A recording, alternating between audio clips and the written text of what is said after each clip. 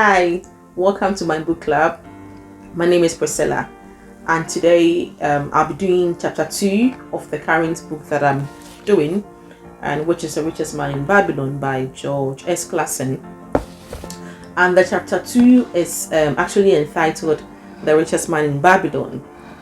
So in chapter 2, Kobe and Bansil had met with their friend Archive, and they were asking Archive, how come we are not as wealthy as you are, and yet we all grew up together, attended the same schools, learned, were taught the same syllabus, had the same friends, we play the same games. So how come you are wealthier than we are, and we can't even afford, to keep anything apart from food and clothing? And so Akkad decided to share the secret to his wealth with his friends. And in doing this, he told his friends that the reason why they had not acquired much wealth was that, one, it's either they had not learned the laws that govern wealth, or have refused to observe these laws.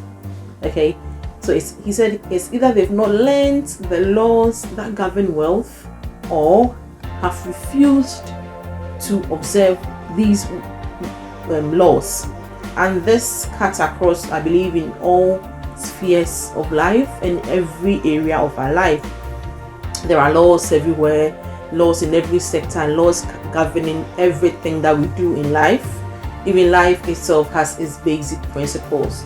Okay, and once anyone refuses to learn these laws or refuse to observe these laws, one is likely to struggle in a certain field. Right, so back to the chapter. Akkad told his friends, it's either you've not paid attention to the laws that govern wealth, or you know them but yet you don't observe them. And so he continued, with his friends, and then he said that in his youthful stage, referring to Akkad, in his youthful stage, he had actually looked around, okay, and observed all the good things that life brought, okay. He had observed all the happiness and all the contentment that came with life. And he said that he noted that wealth increased the potency of these things, okay. So having observed all the good things, the contentment and the happiness that life comes along with, he also noted that most of these were linked to the increase of one's wealth. Okay, and in the conversation with his peers, he continued that as soon as he realized this, as soon as he, Akkad, had realized this, he decided to claim his share of the good things in life. Okay, so this is the friends coming to him, the richest man in Babylon, asking him about the secret to his wealth. And he telling the friends that, friends, it's either you have not really learned the laws that govern wealth, or you know them but have not really paid attention to them. Okay, and then he takes them back into time and tell them how he came about, in knowing the laws that govern wisdom and that govern wealth. And he said that he had, just thought over things and realized that most of the happy things in life, the contentment and the happiness, were linked to wealth. And then the more you were able to increase the potency of your wealth, the more these things came to you. And so when he, Archive, had realized this, he then decided to claim his share of the good things in life. Interesting. And he said this to his friends, and I quote, he said, wealth is power, and with wealth many things are possible. Wealth is power, and with wealth many things are possible. I mean, my personal view on this is I couldn't have agreed with him, any better. He is right, but I also believe that wealth as a believer, will not entirely come from your own strength, okay, but also, the enablement of God also comes to play, because Bible says that he gives us the ability to make wealth. Yeah. So let's go back to our story. So Akkad was referring to working genuinely, okay, to gain your wealth here in this chapter. And he continued with his friends, and he was telling his friends about how he, had come from a very poor family. So Aka told his friends that you guys know me, you've known me since childhood, and you can attest to the fact that I come from a very poor family, and it's a large one also. Okay, it's not a small family, it's a very large one, which means that even if there is anything for us to share, the likelihood that everyone is going to get just a very little is there. So you guys know me, I come from a very poor family, and a large one, of course. And he said, you know that my family, with the family that I come from, I had no hope of inheritance. There was no likelihood that anyone was going to hand over any estate to me. So there's no hope of inheritance. I was not endowed with any superpowers or wisdom. And so when he knew his background, he then decided that if he wanted to achieve what he desired, then he had to study. Okay, and two things that he said here that really stand out to me are he said time and study are required. So when he noticed the good things in life, and realized that the good things in life was linked to wealth, okay, and that the more that he had a potency to increase his wealth, he could use the wealth to buy some of life's happiness and contentment. And also knowing that he comes from a very large family, okay, and for that matter a very poor one, and also knowing that he wasn't endowed with any super skills, okay, he wasn't exceptionally intelligent or brilliant, he wasn't endowed with wisdom as well, he said so in the chapter. Then he decided that if he really had to achieve what he desired, and that is wealth, then time and study would be necessary. Okay, so he needed time to study in order to achieve what he wanted to. And this brings me to a lesson that I found when I got to this stage, that in life you don't let your circumstances limit you. Okay, make the best of whatever life throws at you and strive to thrive. Okay, no matter what. Don't be limited by your circumstances. Don't be limited by the events of life. Okay, don't play the victim game and say, okay, I could have said that, okay, I come from a poor family, a large one, I'm not brilliant, blah blah blah, and so there's no way I'm going to make it in life. But then he saw these things as a stepping stone to get to the heights that he wanted to, okay, in order to move out of that circle and be a better person. So don't let your circumstances limit you in life. No matter where you are, no matter what life throws at you, you can always make the best out of it. And that is one lesson that really resonates with me in this chapter. And earlier on, he also said that time and study were going to be very important if he had to achieve whatever he desired. Okay, and this is so relevant in our days. Okay, even in these contemporary days, time and study are so essential in life. No matter what you want to do in life, no matter what you want to achieve in life, okay, no matter your skills, your knowledge, what have you, all you need is time and study. Okay, you need the time to go through the process and the willingness to study in order to know what you want to know and apply it and be what you want to be. Okay, so you always need to study a thing in order to know it, and then you need time to go through the studies and process it, so you come to the destination, or should I say the level or stage that you want to see yourself.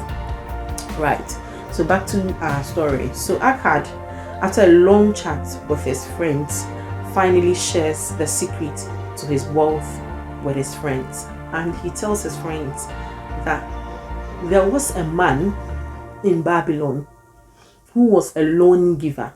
Okay, and this man is called Algamish. And Akai told his friends that he realized this man was wealthy. So this man is the original rich man in Babylon. So Akkad then, in his youthful stages, had noticed the man was very not wealthy, in the sense that he gave loan to people, okay, and would enter into consensual terms with these people, and as and when let the people pay interest on the loan. So he said to himself, why don't I go to this man and ask him how he comes about getting his money, how he acquires his wealth. So Akkad went to this loan giver in Babylon and called Algamish. And Algamish, when he was approached by Akkad, gave Akkad a tax, okay? And then he said to Akkad, this is what I want you to do. If you are able to follow the tax and get the results that I expect from you, when I see you next time, I'll show you the secret to my wealth. So Akkad did follow the tax that Algamish had asked him to do. And so the next time that he saw Algamish in Babylon, Algamish shared his secret with him. And this is the first secret that Algamish, the loan giver, shared with Akkad. He said, 1/10 of all your earnings is yours to keep. 1/10 of all your earnings is yours to keep. And what he means is, when you have earned your income, okay, when you have made your expenses, no, even before you make your expenses, when you earn your income, remember that 1/10 of everything you earn is yours to keep. It is yours to save. So in essence, what he means is you always have to pay yourself first. Okay, guys, let's think about this. Whenever you are paid, you pay everyone. You pay for your house if you're renting. If it's on a mortgage, you pay for your utility bills, so you pay your utility providers, you pay your phone bills, you pay your TV licenses, you do all your bills. Okay, so in essence, you are paying everyone that is due something. Okay, but most cases, people are likely to forget to pay themselves. And this is the first secret that Algamish shared with Akkad. 1/10 of everything you earn is yours to keep. So whenever you get your money, pay yourself first. Okay, so 10% of what you earn is yours to keep. Okay, and these are some of the lessons that makes this book so interesting. I found it to be very mind-blowing, very profound. When you have earned your income, pay yourself first, and it's 10% of everything you earn. And personally, being a believer of Christ Jesus, I would also add that when you earn your income, 1/10 also it's for your tithe. So you pay your tithes and you pay yourself. Yeah. So back to our story, back to the chapter 2. Algamish shared with Akkad that 1/10 of everything you earn is yours to keep. Okay, so if you earn £100, £10 is yours to keep. If you earn 100 Ghana cedis, 10 cedis is yours to keep. If you earn $100, $10 is yours to keep. If you earn 100 yens, 10 yens is yours to keep.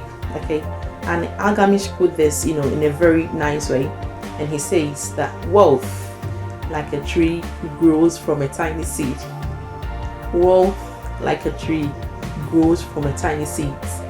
The first copper you save is the seed from which your wealth will grow.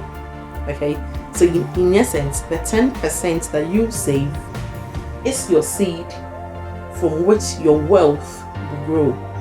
And also, being a believer, I would say that your tithes, okay, will also be your seed from which God will bless you. Okay, because the good book tells us that the blessings of the Lord make us rich, and He adds no sorrows. Okay, so whilst you are paying yourself, don't forget to do your tithe as well. Right, back to our story. Algamish says that wealth is like a tree. Okay, and a tree, obviously, we all know grows from a tiny seed. Okay, so the first copper you save, your 10%, is the seed from which your wealth will grow. And he continues that the sooner you plant that seed, okay, so you don't wait and sit and be wishing, okay, and be dreaming. You dream, you plan, you take action. So the sooner you plant your seed, the sooner your tree will grow. And he adds, and the more faithful you nourish and water the tree, okay, and remember in this instance we are talking about money. So the more faithful you put something down, the more faithful you are in putting away a 10% and not using it every now and then. Because remember, that 10% is a seed. Okay, you are planting something, a tree. You want it to grow, you want it to germinate. Okay, so if you go for your seed from the ground, you're not going to get your tree. Like the man from the parable who said to Jesus, I know you are a man, you want him to reap where you have not sown, and so I dug the ground and put the 1 talent in there. How do you expect a talent to grow when it's being dug and hidden? You have to put it to work. Okay, so the more faithful you nourish and water that tree with consistent savings, okay, because we are talking about money here, the sooner may you bask in contentment beneath its shade. I just love the way he puts the words to exhibit like, is it comparison, using a tree or metaphor, whichever is correct. I just love the way he puts it. Wealth is like a tree that grows from a tiny seed. The first copper you save, from which your wealth will grow, and then the sooner you plant that seed, the sooner the tree shall grow. And the more faithful you nourish and water the tree with consistent saving, the sooner you may bask in contentment beneath its shade. Right. And so Algamish was telling Akkad that he himself had practiced this 1/10 policy. Okay, he had practiced this 1/10 policy and over the time had earned enough, and so he decided to use his money, like as it were, run a bank and loan to other people. Okay, so it was a kind of investment for him. And when Akkad had listened to Algamish, initially he struggled to understand what Algamish was trying to say. But Algamish had the time, to explain things further for Akkad to understand. And Akkad also started practicing this 1/10 policy. So he started planting his seed, okay, in order to get that tree. So he has saved for a couple of years, but unfortunately our friend Akkad lost his savings the first year. He lost his savings. Why? Because he had entrusted another friend of his, with his savings to buy him some jewels so he could share and he could sell. Okay, so Akkad said to himself, okay, I've been able to put away 1/10 of everything I've earned for a period of time, and now I think I have enough. Now I want to put my seed or my little branch to work. Okay, so my friend, I want you to buy me some jewels so I can sell and earn something on it. Okay, but unfortunately this friend duped him, and he never heard back from the friend, and he never had the jewels, neither did he have his money back. So Akkad had lost his money. He was duped by that friend, and he learned a lesson here as well. Okay, and that lesson is, in life, know whom to entrust with what. Okay, the man, because he knew the man had come to Babylon every now and then on market days to sell jewels, did not mean you could entrust him with your money. So Akkad started saving again from scratch. Okay, he started saving again from scratch, and his friend Algamish met him when he lost his savings and said to him, my friend, next time you're entrusting something to someone, know that and be certain that the person is very reliable and knows, and has an in-depth knowledge of what you are entrusting them to do. Okay, so example, if you want to buy jewels, why don't you go to the jewelry maker? At least you know this is what they do. They are specialized in what they do, okay, and there's a certain amount of trust there. So Akkad started saving again, and after a couple of a number of months, after a couple of years, Algamish had come back to Babylon, okay, and he met Akkad, and then he asked him, my friend, how much have you been able to save? And Akkad told him, and he said, yes, this time you have done well. Now, because you have been able to learn what I've taught you over the time, because you have been able to utilize time and study, he had to study from the man, and he had to practice what he studied, and it required time, a period of time.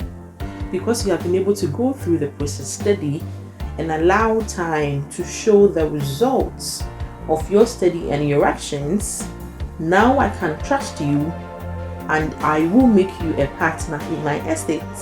Okay, so Algamish, the original richest man in Babylon, then made Akkad, okay, this man wanting to leave poverty and become rich and wealthy, made him a partner in his estate. Okay, so eventually when Algamish, the loan giver, died, he left Akkad with a part of his estate, and this is how come Akkad had acquired that much wealth. Okay, and he did not stop making his money work for him. Okay, and this is how come he had acquired that much wealth in chapter 2, and he shared this with his friends that had come to him asking to know the secret to his wealth and how they also could become wealthy. Okay, and so that ends chapter 2. You could be earning a 6-digit figure, but if you decide to spend everything, it leaves you with nothing. Okay, while someone could be earning just £100 or $100 or 100 cedis or 100 what have you periodically, but if they save a portion of what they earn from that little that they earn every now and then, okay, it becomes a compound, and it leaves them with something. Okay, so they've got something on the side because they don't spend everything. So it's not always about how much you earn, but then how much you save. So friends, whatever job or field that you are in, wherever you find yourself on the financial ladder, just know that we all have, my mother tells me, in life we all have the grace to do better than our fathers did. That is what he always tells us. He says that you've got the grace to do better than I did, and it's very true. Okay, because we've got things to learn from, we've got examples, and so it's not about how much you earn, but about how much you decide to save or keep. Okay, it's about that seed that you'd want to keep grow and germinate into a tree that would make you the worthy person. And also another lesson that I'll leave with is to live on less than you earn, which is still linked to being not about how much you earn. Live on less than you earn. In essence, don't spend more than you earn. Okay, live within your means. Remember, you are not competing with anyone. Okay, it is you becoming better, a better version of yourself than you are today. Okay, right, so that will be the end of our book club for today, and I'll see you again next time where we get to do chapter 3 and learn the various lessons in chapter 3. Until then, get that seed and make sure you grow that seed, and let's go for that tree. I'll see you later, my worthy friends, in my next section. Bye.